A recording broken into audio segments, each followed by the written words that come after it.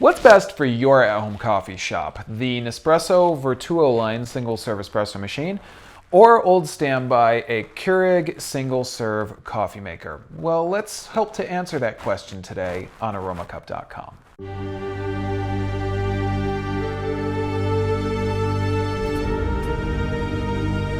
Hi everyone, I'm Brian with Aromacup.com. Thank you as always for joining me here in my virtual coffee shop brought to you by Aromacup.com.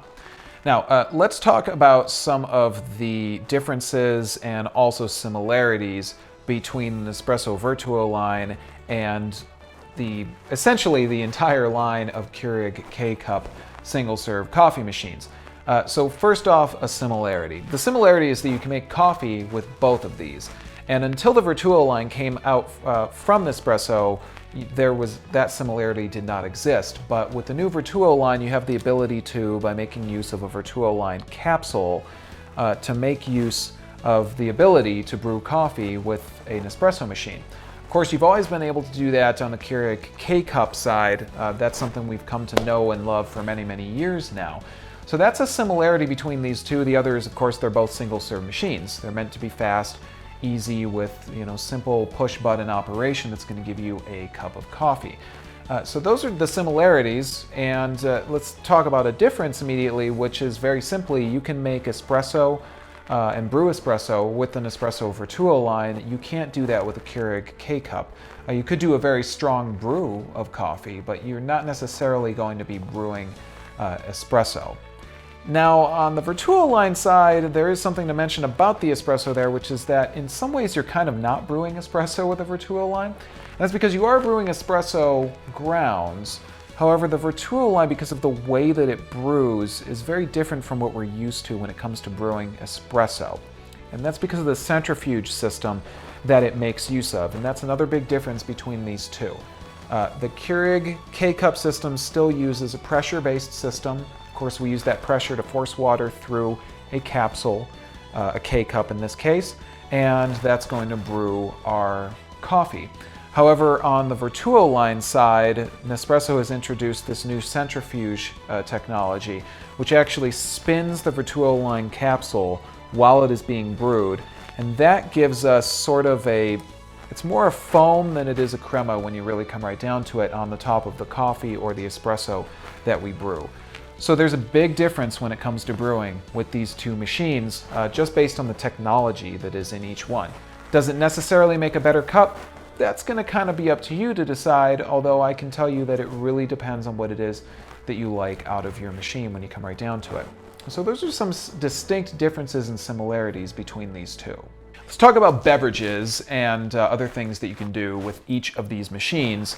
The Vertuoline's a little bit more limited than a Keurig K Cup system. The Vertuoline can essentially make espresso and coffee, and it does both pretty well.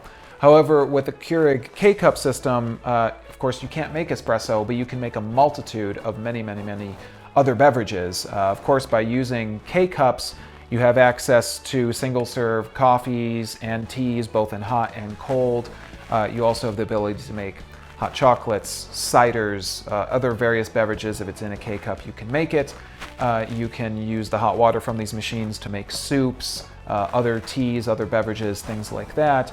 And additionally, on the Keurig K Cup side, you have the ability to make your own coffee by making use of an option such as the Echo Brew, which allows you to brew your own coffee grounds, which of course allows you to be a little more kind to the earth in the making of your beverages and to be able to dial in exactly how you want your beverage to taste.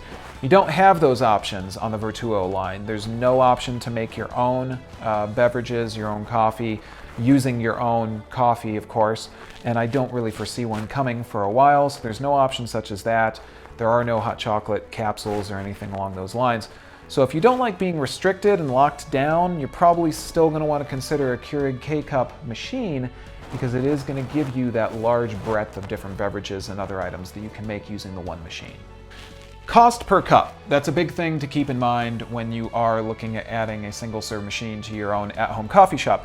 Now with the Nespresso Vertuoline, you're looking at somewhere about 97 cents per capsule / cup. And unless you maybe double up and brew twice through the same one, which I honestly don't think you can even really do with a Vertuoline machine, that's going to get pretty pricey very quick. So if you're looking to save a little bit of money, again, you want to look at a Keurig K Cup option where you get, I honestly don't even have a number as to how many different capsule types you have access to. You're looking at anywhere from the low side of about 30 cents a cup, which is great, going all the way up to about 70 cents with the math that we've done. And you get just so many different options. Again, you get the ability to make K-Cups, you have the ability to make your own coffee. You could even check out something like these 97% biodegradable capsules from the Organic Coffee Company, which are really awesome because, again, as I say, the VERTULINE is not necessarily very good to the earth. Those capsules, they're not reusable and don't necessarily know if they're certainly not biodegradable. Probably recyclable because they're made of aluminum, but not biodegradable at all, whereas in the case of something like this is 97% biodegradable. That's where there's a lot of innovation on the K-Cup side, and it has really kind of lent itself to that because of the amount of time it's been around and the number of companies making different capsule types. You're just going to have a whole breadth of different capsules and beverages you're going to gain access to when you go for the Keurig K Cup. And of course, I think you're going to save a lot more money. I know you're going to save a lot more money when you're using a Keurig K Cup single serve machine. Temperature, that's a big one that everyone is always wondering about when it comes to these machines. Here's where Keurig wins really big, in all honesty.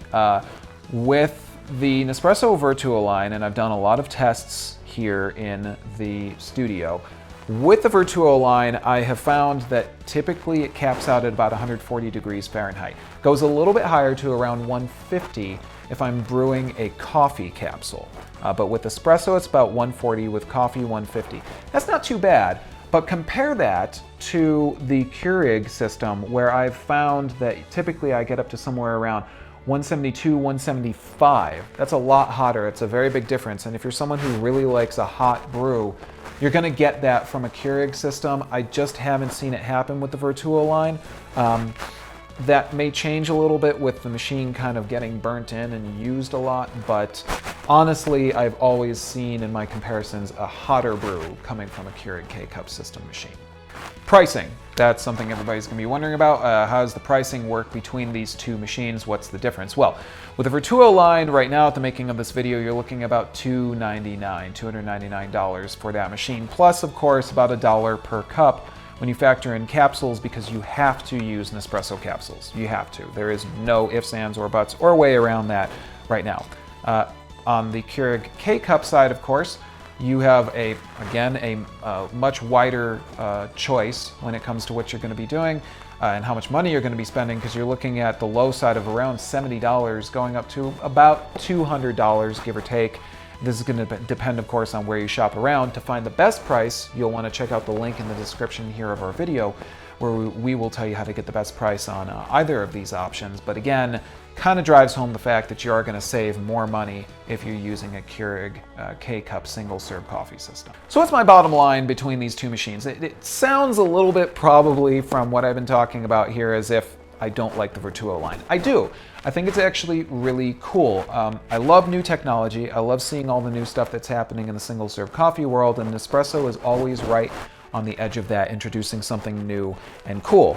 Unfortunately, it's always a little bit restrictive when that happens, and that's probably my biggest bottom line, is that there's a restriction if you're going to the Vertuoline side, just on the number of beverages and how much money you're going to spend, and I've talked about that a lot, obviously, in this video. Whereas with a Keurig brewing system of some kind, you really are ultimately going to save some money and get a lot more flexibility. So it just depends on what you want out of your single serve system. I personally like to have a lot of flexibility, but I do also love, no matter what, either way, that ability to just press a button and get exactly what I want. And you're going to get that with both of these.